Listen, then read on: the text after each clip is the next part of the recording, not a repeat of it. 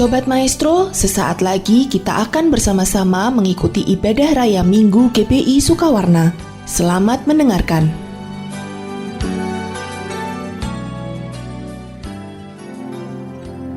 Shalom Bapak Ibu Saudara yang dikasihi Tuhan, apa kabar? Kita mengucap syukur pimpinan Tuhan terus setia bersama-sama dengan kita. Dan hari ini kita sudah memasuki bulan ke-11 dari tahun 2022. Wow, makin dekat dengan penghujung 2022. Saudara yang dikasihi Tuhan, Tuhan menyertai dan memimpin, Tuhan yang memulai perjalanan kita dari sejak awal tahun. Dan sekarang menjelang kita akhir tahun, kita perlu cek kembali seluruh langkah-langkah hidup kita.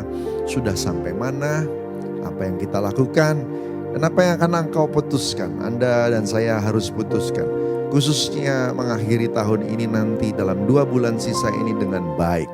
Mengakhirinya dengan gagah perkasa bersama dengan Tuhan. Amin. Saudara yang dikasihi Tuhan, yuk kita berdoa untuk mendengar firman. Bapa di surga, terima kasih, kami bersyukur kalau hari ini kami semua boleh dijaga, diberkati. Kami mau dengar firman, bersabdalah buat kami semua, biar kami boleh mendengar, menangkap, mengerti, dan bahkan diberikan kemampuan oleh Roh Kudus untuk melakukan apa yang Kau sampaikan. Bersabdalah dan pastikan kami jadi orang-orang yang berakar, bertumbuh dan berbuah untuk kemuliaan nama Tuhan. Berkati kami semua, urapi hamba-Mu dalam nama Tuhan Yesus. Haleluya. Sama-sama katakan amin. Puji Tuhan. Saudara dikasihi Tuhan, sesuai dengan pesan dari gembala kita Pak Niko, disampaikan bahwa api sedang turun. Ketika mendengar kata api sedang turun, ada yang berespon ketakutan, ngeri, gak nyaman dan sebagainya. Tapi hari ini saya mau sampaikan, kita gak perlu takut sebenarnya dengan api yang turun itu. Kita perlu sambut dengan hormat, dengan takut akan Tuhan. Tapi bukan penuh ketakutan, melainkan terbuka. Karena Anda tidak bisa hindari, Tuhan yang sedang beracara, Dia sedang memurnikan seluruh tubuhnya. Dan api yang turun ini baik buat kita. Baik buat kita. Ada hal-hal yang kita bisa perbaiki sendiri dalam hidup kita. Tetapi ada hal-hal yang Anda dan saya perlu bantuan untuk memperbaikinya. Anda dan saya butuh pertolongan, dan dalam hal ini Tuhan yang perlu menolong kita. Kalau Anda dan saya diperbaiki, dibuat jadi lebih baik, jadi manusia yang lebih baik, orang Kristen yang lebih baik, maka kualitas kita akan naik. Dan waktu kualitas rohani kita naik, kualitas manusia kita naik, kualitas moral kita naik, etos kita naik, maka Anda dan saya akan menikmati berkat dengan sendirinya. Karena apa yang berubah dalam hidup kita akan berdampak di dalam pekerjaan kita, rohani, keluarga, semuanya. Saudara, sekali lagi ada yang bisa kita rubah sendiri. Dengan disiplin, dengan kesadaran, dengan keputusan. Tapi ada yang perlu bantuan Tuhan. Bantuan dari sesama dan juga bantuan dari Tuhan. Dan Tuhan mau Anda dan saya berubah jadi lebih baik. Jadi seperti Yesus. Itulah sebabnya api turun untuk mengubah kita. Supaya benar-benar semuanya sampai di level yang diinginkan oleh Tuhan. Jadi seperti Yesus. Jadi anak muda yang seperti Yesus. Jadi orang tua yang seperti Yesus. Karakternya seperti Yesus. Jadi papa mama yang jadi seperti Yesus. Jadi profesional di marketplace. Hamba-hamba Tuhan yang melayani seperti Yesus. Nah itu sebabnya Tuhan perlu datang. Dengan api yang turun ini kita semua diubah jadi lebih baik. Jangan pernah lupa bahwa Anda dan saya diumpamakan di Alkitab sebagai tanaman Tuhan. Tuhan yang menanam kita. Tuhan pasti meminta kita untuk berbuah. Dan tidak mungkin berbuah kalau belum bertumbuh. Tidak mungkin bertumbuh kalau belum berakar. Dan itulah sebabnya saudara, hari ini saya mau ajak kita sama-sama lihat ya. Jangan lupa ya bahwa fokus berbuah itu adalah satu hal yang sangat penting yang harusnya dimiliki oleh semua murid Kristus. Lukas 8 ayat 4. Kita mau baca firman Tuhan sama-sama. Lukas 8 ayat 4. Saya berdoa saudara boleh diberkati hari ini. Ini ayat yang sering banget dikhotbahin. Dan ini ayat yang sering banget dikutip sama banyak orang. Tapi waktu kita baca dan review lagi, saya berdoa kita benar-benar menangkap pesan Tuhan ini. Lukas 8 ayat 4 sampai dengan 15. Perumpamaan tentang seorang penabur. Ketika orang banyak berbondong-bondong datang, yaitu orang-orang dari kota ke kota menggabungkan diri pada Yesus, berkatalah ia dalam suatu perumpamaan.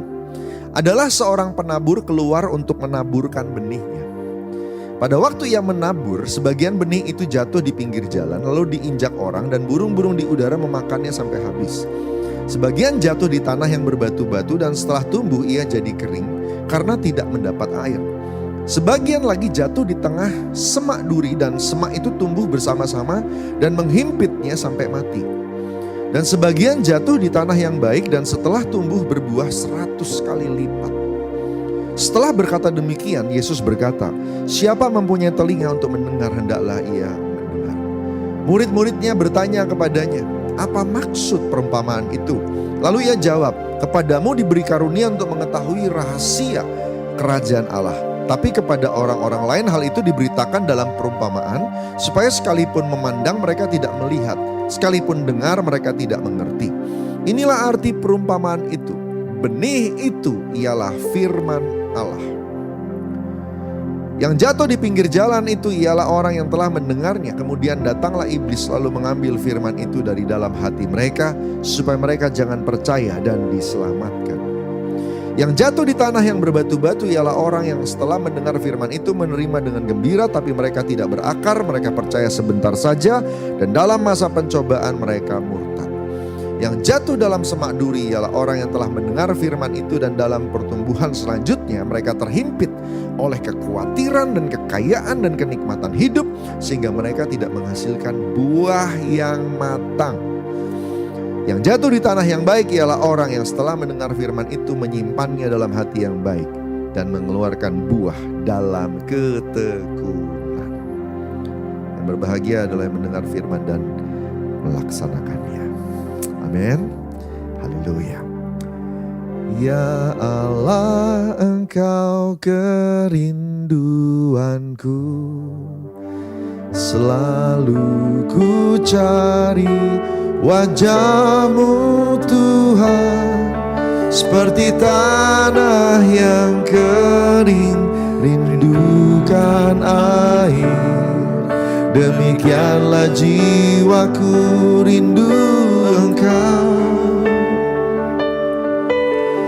Ku memandang-Mu di tempat kudus, dan ku melihat kemuliaan-Mu.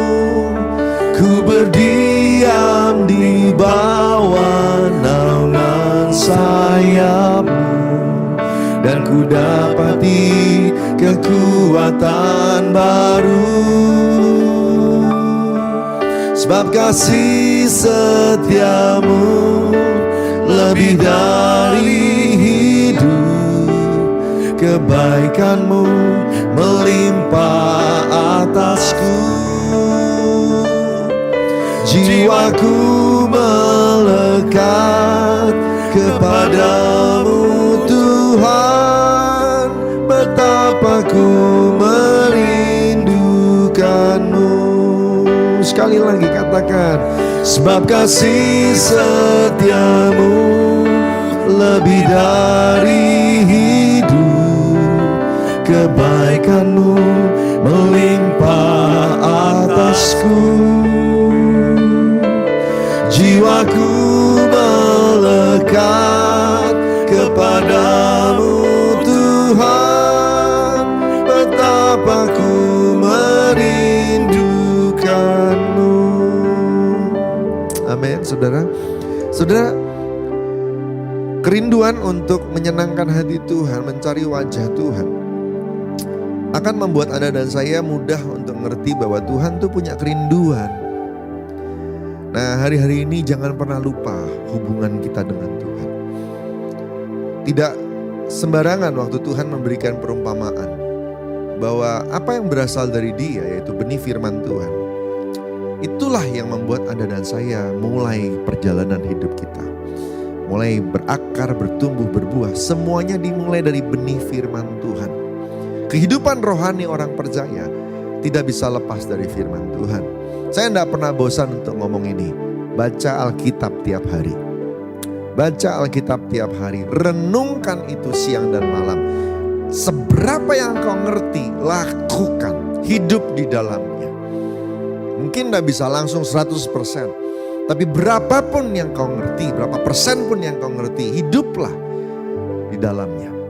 Nah, firman yang ditabur oleh Tuhan itu dalam hidup kita lewat hamba Tuhan yang berkhotbah, lewat ayat yang kita baca, lewat apa yang disampaikan oleh Roh Kudus, lewat rema-rema, mungkin dalam perenungan, mungkin saudara yang kasih Tuhan, itu yang menjadi benih yang jadi kehidupan. Dan yang nanti akhirnya diharapkan menghasilkan buah. Buah. Katakan sama-sama, berbuah. Saudara yang kasih Tuhan, penting ya. Nah, Tuhan Yesus mengajarkan hal ini dengan cara mengingatkan tentang perumpamaan penabur. Yesus sering kasih perumpamaan-perumpamaan dalam pengajarannya. Tapi bagian yang kita baca tadi adalah salah satu dari sedikit perumpamaan yang diterjemahkan langsung apa adanya oleh Yesus sendiri. Yang langsung menafsirkannya adalah Yesus Kristus sendiri. Tidak mungkin salah tafsirnya. Ya, saudara dikasih Tuhan, Dia menghubungkan kita dengan benih firman Tuhan. Apapun yang membuat engkau bertumbuh, semuanya berhubungan dengan benih firman Tuhan. Sekali lagi, jangan pernah lepas dari benih firman Tuhan. Yang bisa membuat kita jadi berbuah, yang membuat kita jadi dewasa, yang membuat kita jadi indah di hadapan Tuhan, tidak bisa berasal dari daging kita sendiri. Harus berasal dari Dia, yaitu firman Tuhan. Oke, nah tapi gak sembarangan firman itu datang dalam hidup seseorang lalu kemudian pasti berakar, pasti bertumbuh, dan pasti berbuah. Ada bagian yang memang Tuhan lakukan untuk Anda dan saya bisa menghasilkan buah secara maksimal. Tapi butuh kerjasama di sini. Kerjasama. Relakan diri kita. Sama seperti api yang turun. Relakan diri kita. Supaya bisa dimurnikan dan hasilnya jadi bagus. Saudara dikasih Tuhan. Nah, yang pertama. Dikatakan benih yang jatuh di pinggir jalan. Tidak bisa masuk ke dalam tanah. Diinjak orang. Burung-burung di udara datang memakannya sampai habis. Hilang lenyap. Apa artinya? Kalau kita lihat. Dalam arti perumpamaan di ayat ke-12. Dikatakan orang itu mendengar firman Tuhan. Lalu datang iblis mengambil firman dari hatinya supaya mereka jangan percaya dan diselamatkan. Orang-orang ini terhalang untuk percaya. Terhalang untuk diselamatkan oleh firman. Apa yang menghalangi mereka? Benih gak bisa masuk, itu yang menghalangi mereka. Kenapa benih gak bisa masuk? Karena itu tanah pinggir jalan. Tanah pinggir jalan. Kalau dia ngomong Alkitab tanah pinggir jalan, itu bukan tanah aspal, itu bukan tanah beton. Itu bukan jalan beton, itu bukan jalan aspal seperti zaman sekarang.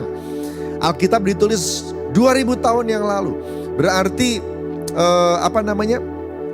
jalan yang dimaksud di sana bukan jalan seperti jalan hari ini. Yang ada di zaman itu adalah jalan yang pekerasan, tanah jalan setapak. Atau tanah yang ditaruh batu-batu di atasnya supaya bisa jadi jalan untuk kereta. Saudara dikasih Tuhan, tanah pinggir jalan. Hampir pasti ini bicara soal tanah yang sering diinjak dan kemudian jadi keras. Dan kalau di Alkitab diajarkan bahwa tanah adalah lambang dari hati. Kenapa ada orang yang dengar firman tapi tidak bisa masuk dalam dirinya dan tidak bisa percaya? Hatinya keras. Hatinya keras. Jalan keluar hanya bisa kalau Anda siram lagi dengan air. Jalan keluarnya. Banyak orang keras. Firman Tuhan mau masuk tidak bisa. Kenapa keras? Karena mungkin banyak hal terjadi dalam hidupnya. Kepahitan bisa membuat hati keras. Ketidakadilan bisa membuat hati keras. Luka batin bisa membuat hati keras. Tidak mengampuni, hatimu jadi keras. Aniaya, hatimu jadi keras. Dan hari-hari ini kita hidup di zaman yang dengan sengaja dunia membuat semua hati keras. Tapi gak usah heran, kenapa? Karena apa yang terjadi hari-hari ini sebenarnya sudah dinubuatkan di dalam Alkitab. Di akhir zaman kasih banyak orang akan menjadi dingin. Memang sudah dinubuatkan, dan kalau hari ini sudah tiba, memang sekarang ini akan terjadi seperti itu. Yang jadi tugas Anda dan saya kerjasama dengan Roh Kudus supaya hatimu jangan ikut-ikutan keras. Banyak pembunuhan diekspos begitu saja di TV. Perceraian di mana-mana, malah diolah, dieksplor, dibahas berkali-kali. Seolah-olah itu hal yang wajar dan sebagainya. Jelas tidak wajar. Firman Tuhan berkata, apa yang sudah disatukan Tuhan tidak boleh dipisahkan manusia kok. Tapi seolah-olah dibahas demikian seperti itu wajar saja. Oh kalau artis boleh, oh kalau orang-orang tertentu boleh, dan seterusnya dan seterusnya. Saudara, enggak. Waktu banyak hal yang tidak cocok sama firman, moral terjadi, bukan berarti benar. Ketika dibahas oleh banyak orang, bukan berarti benar. Ketika diadopsi oleh banyak orang banyak melakukan, bukan berarti benar. Firman Tuhan tetap punya standarnya sendiri. Hiduplah dalam firman Tuhan. Katakan amin. Lembutkan hatimu. Banyak masuk hadirat Tuhan. Banyak baca Alkitab. Banyak nyembah Tuhan. Amin saudara. Banyak nyembah Tuhan. Nyanyi nyembah Tuhan. Membuat hatimu lembut. Engkau mudah untuk ketemu Tuhan. Amin. Sekali lagi kita angkat tangan kita. Ya Allah, Engkau kerinduanku. Selalu ku cari wajah-Mu Tuhan, seperti tanah yang kering rindukan air. Demikianlah jiwaku rindu Engkau. Ku memandang di tempat kudus, dan ku melihat kemuliaan-Mu. Ku berdiam di bawah naungan sayap-Mu, dan ku dapati kekuatan baru. Sebab kasih setia-Mu, yes, lebih dari hidup. Kebaikan-Mu melimpah atasku. Jiwaku melekat kepadamu Tuhan, betapa ku merindukan-Mu. Kalau engkau punya tanah, punya hati disiram sama Tuhan, karena air itu lambang Roh Kudus, air itu lambang firman, maka tanahmu gembur, mudah untuk benih itu masuk. Nah, waktu benih itu masuk, benih itu akan mulai munculkan akar. Akar perlu muncul untuk cari air. Waktu akar itu muncul, dia bergerak ke bawah, dia cari air. Kadang-kadang lancar semuanya, mudah ketemu Tuhan. Tapi banyak kali tidak mudah. Kenapa? Engkau akan ketemu banyak batu-batu. Batu-batu. Nah inilah benih yang jatuh di tanah berbatu-batu. Ialah orang yang setelah dengar firman, terimanya dengan gembira. Tapi gak bisa berakar. Mereka percaya sebentar saja, dan dalam masa pencobaan mereka murtad. Singkirkan batu dengan cepat hari-hari ini. Kita butuh lebih banyak akar muncul untuk bisa mengakses air sumber kehidupan. Nah saudara yang dikasihi Tuhan, batu itu lambang kepahitan. Batu itu lambang pemberontakan. Batu itu lambang dosa. Semua yang menghalangi engkau untuk ketemu dengan sumbermu. Bisa jadi mungkin juga hobi. Mungkin hobinya gak berdosa. Tapi hobi itu mengambil waktumu dengan Tuhan. Hobi itu mengambil energimu, sumber dayamu dengan Tuhan. Bijak-bijak saudara untuk mulai ngambil keputusan. Supaya jangan ada satupun di dalam dunia ini yang menghalangi engkau mengakses sumbermu. Kita tidak bisa apa-apa tanpa Tuhan. Yang setuju sama saya katakan amin. Kita butuh kekuatan Tuhan. Waktu kita ketemu sama tantangan di kantor. Waktu kita ketemu dengan tantangan di pelayanan. Kita butuh Tuhan. Dan ketika batu-batu itu menghalangi, yang rugi kita. Yang rugi kita. Salah satunya yang paling sering orang percaya yang miliki batu kepahitan. Saudara, ampuni. Tadi saya sudah bilang, dunia ini dengan sengaja memang sedang menggenapi apa yang dinubuatkan. Sehingga mereka akan membuat kasih banyak orang akan jadi dingin. Kasih banyak orang akan jadi dingin. Jadi ada orang-orang atau keadaan yang akan menyakiti engkau. Bahkan banyak kali nanti gini, saudara. Orang-orang yang menyakitimu pun tidak sadar kalau mereka menyakitimu. Kenapa kita mesti capek-capek menikmati sakit hati itu? Sekali lagi saya mau kasih tahu begini. Waktu engkau mengampuni orang yang menyakiti engkau, bukan berarti mereka tiba-tiba jadi benar. No, waktu kita mengampuni orang lain, kita cuma membebaskan diri kita sendiri. When we forgive others, it will not make them right. It just set you free. Forgiveness set you free. Sekali lagi ya, waktu engkau mengampuni orang, bukan berarti orang lain jadi benar. Enggak. Engkau dibebaskan. Batu-batunya disingkirkan. Hatimu lega. Engkau bisa datang pada Tuhan. Mudah sekali ketemu Tuhan. Yang mau katakan amin. Jadi mudah bertumbuh. Batu-batu perlu disingkirkan. 2,5 tahun ini banyak muncul batu. Batu ketakutan. Betul? Takut mati. Sayang nyawa. Luar biasa. Sebelum pandemi, banyak hamba Tuhan yang bahkan gak sayang nyawa. Apa saja bisa dikasih. Tapi ketika pandemi, wow. Memang kadang-kadang tegangan itu luar biasa ya waktu awal-awal pandemi datang. Awal pandemi datang itu kita begitu takut membuka HP tiap pagi. Kematian demi kematian datang. Yang orang-orang yang kita kenal, kerabat, hamba-hamba Tuhan. Wow. Tanpa sadar ketakutan mulai muncul. Yang tadinya pemberani, tiba-tiba mulai hitung-hitungan.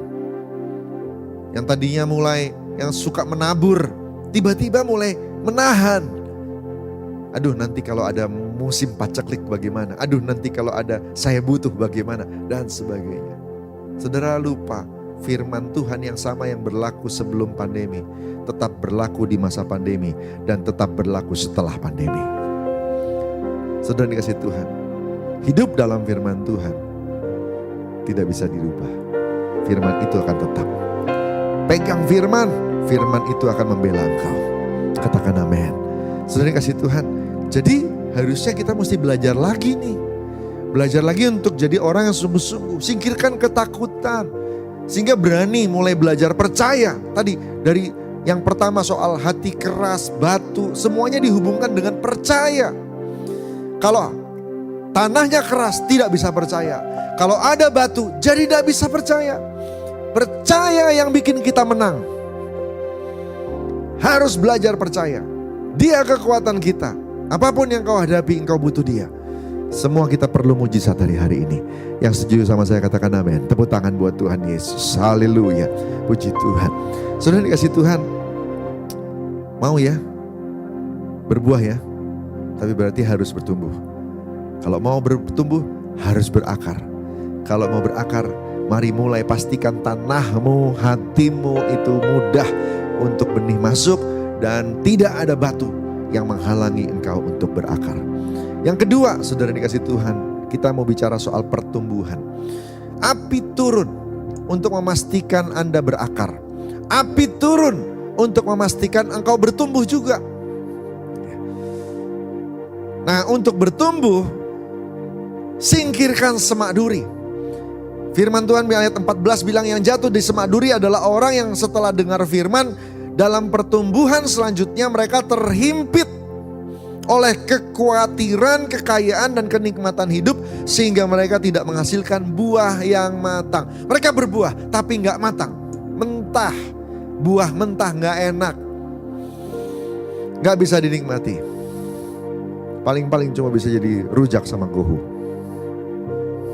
Ya, cuma sedikit yang bisa menikmati. Saudara yang dikasih Tuhan, jadi kita mesti buahnya matang. Mangga baru enak kalau matang. Durian baru enak kalau matang. Saudara yang dikasih Tuhan, buah-buah yang lain juga enak kalau matang. Yang jatuh dalam semak duri adalah orang yang sudah dengar firman, berakar dalam, puji Tuhan, bertumbuh, tapi gak maksimal, dihimpit oleh semak duri. Singkirkan semak duri. Apa itu semak duri? Tuhan Yesus sendiri yang menjelaskan. Kekhawatiran, kekayaan, kenikmatan hidup. Sekali lagi saya ulangi, 2,5 tahun pandemi membuat banyak orang mudah khawatir. Dulu pertahanan kita, percaya kita kepada Tuhan begitu hebat sehingga kita bisa jadi orang yang gagah perkasa, melangkah dengan iman dalam banyak hal. Tapi begitu pandemi, kekhawatiran mulai menyerang banyak anak Tuhan. Mari mulai belajar kembali percaya.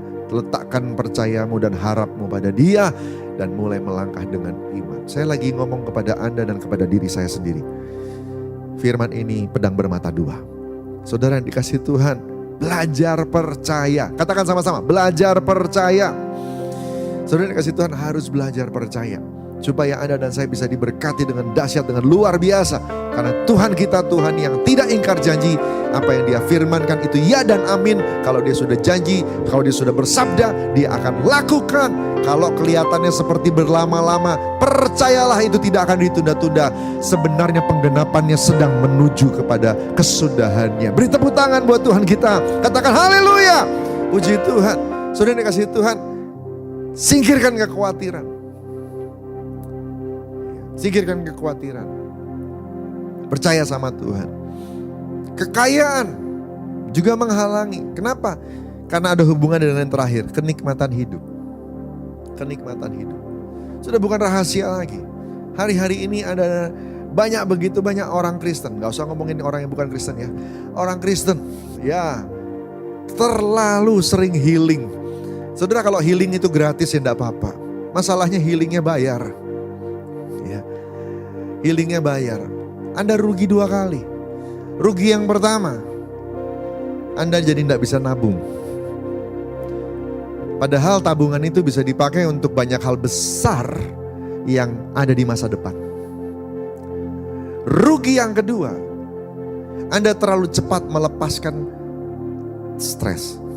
Saudara, stres itu ada gunanya.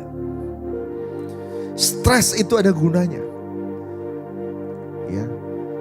Dalam level tertentu, tekanan dalam kehidupan itu bagus. Membuat Anda jadi lebih hati-hati, membuat Anda jadi lebih tough, lebih tekun, lebih sungguh-sungguh, lebih cepat bekerjanya, gak santai. Tapi waktu Anda terlalu banyak healing, Anda jadi lambat, Anda jadi gak hati-hati, Anda jadi cincai, Anda jadi gampang, Anda jadi apa ya namanya saudara? Ya permisif, salah dikit gak apa-apa lah, salah dikit gak apa-apa lah. Anda gak ngejar yang namanya excellence. Kenapa? Karena engkau membiarkan dirimu jadi lembek. Orang yang dalam tekanan tertentu, dia kuat. Justru jadi kuat. Dia akan jadi orang yang hebat. Ya. Kalau sudah over, ya depres namanya, depresi. Baru butuh healing, perlu healing. Saudara dikasih Tuhan. Saya sarankan memang betul kita butuh waktu untuk dengan keluarga, kita butuh waktu refreshing. Tetapi tidak gampang-gampang kita melakukannya. Seolah-olah kayak itu barang murah. Nah, itu barang mahal saudara. Saudara dikasih Tuhan, kenikmatan hidup dan kekayaan, mari kontrol mereka. Jangan mereka yang kontrol kita. Kita yang kontrol kenikmatan hidup. Kita yang kontrol kekayaan. Kita yang mengendalikannya. Supaya kita jadi orang-orang yang dahsyat dipakai Tuhan. Sukses di marketplace, sukses di kantor, sukses di toko. Omsetmu tercapai. Usahamu berdampak, meningkat. Omsetmu naik. Engkau diberkati, engkau berhasil. Kenapa? Karena engkau mengelola stres itu dengan baik. Wow, luar biasa ya. Saudara, jadi buahmu maksimal, matang.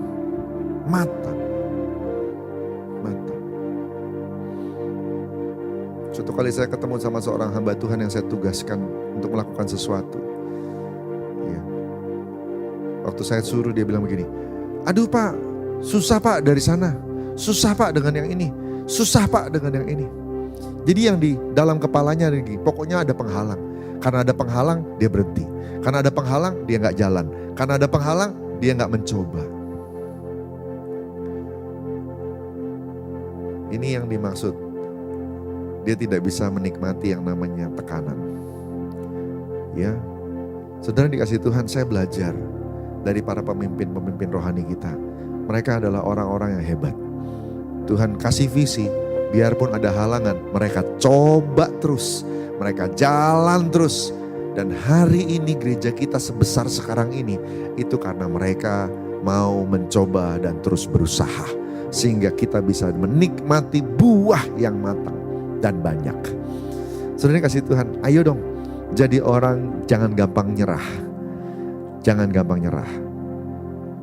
Yang terakhir, yang jatuh di tanah yang baik ialah orang yang setelah dengar firman menyimpan dalam hati yang baik dan mengeluarkan buah dalam ketekunan. Otomatis untuk jaga ketekunan, untuk jaga buahmu, engkau harus pastikan akarmu semuanya terakses pada air sumber kehidupan. Batu-batu harus disingkirkan. Waktu mau bertumbuh, jangan ada yang menghimpit. Semak duri singkirkan.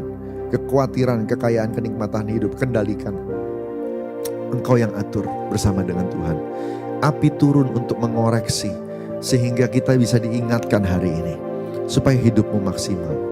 Saudara, ini 2 bulan ke-11. Sebentar lagi kita sudah akan menyelesaikan 2022. Mau apa di 2023? Mau apa di tahun Peggy Mel ini 5783? Engkau mau diberkati atau tidak diberkati?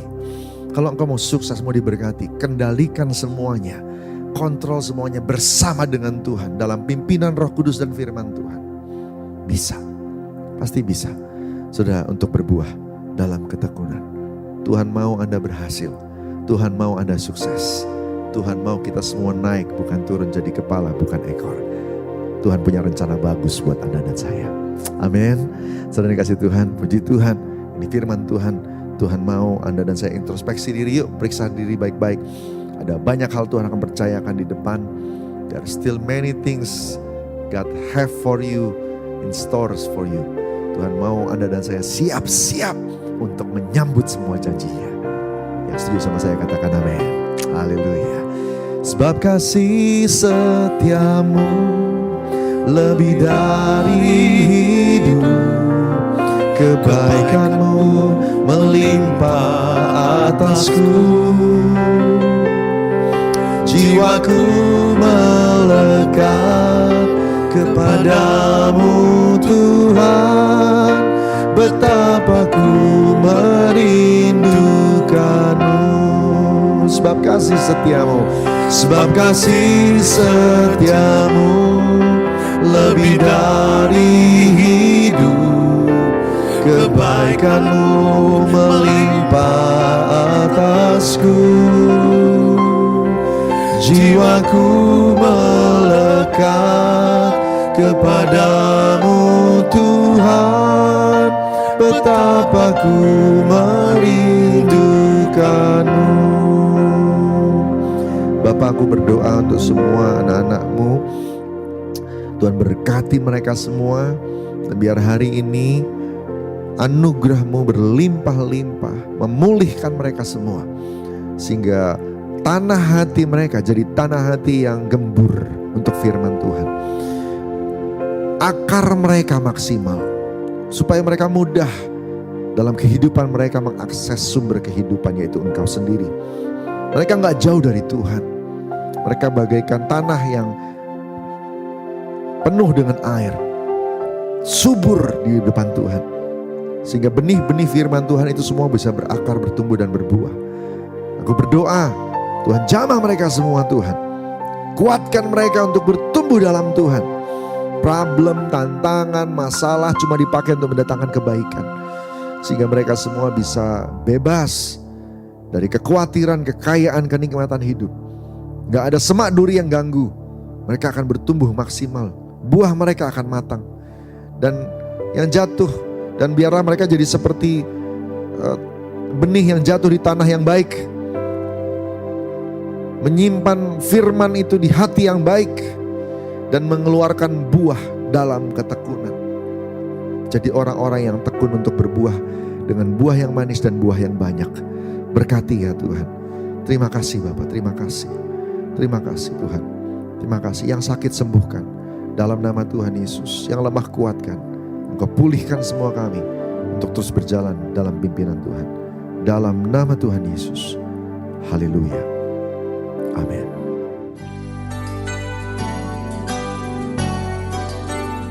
Sobat Maestro, Anda baru saja mengikuti ibadah raya Minggu GBI Sukawarna. Terima kasih atas kebersamaan Anda. Selamat hari Minggu dan Tuhan Yesus memberkati.